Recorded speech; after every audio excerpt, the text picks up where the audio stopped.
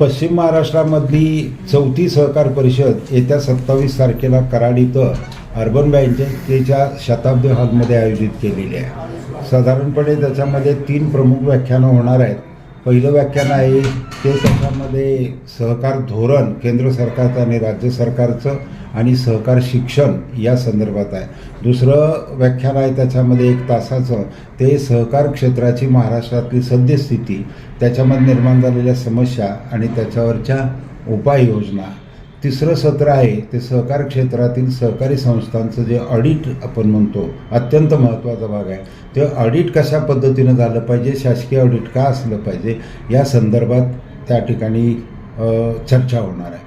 पहिल्या सत्रामध्ये उद्घाटन सत्रामध्ये खासदार नितीन काका पाटील जिल्हा मध्यवर्ती बँक अध्यक्ष हे उद्घाटक आहेत। माननीय सुभाष जोशी आणि इतर प्रमुख मंडळी त्याच्यामध्ये प्रमुख पाहुणे म्हणून आहेत। ही 4थी सहकार परिषद आहे।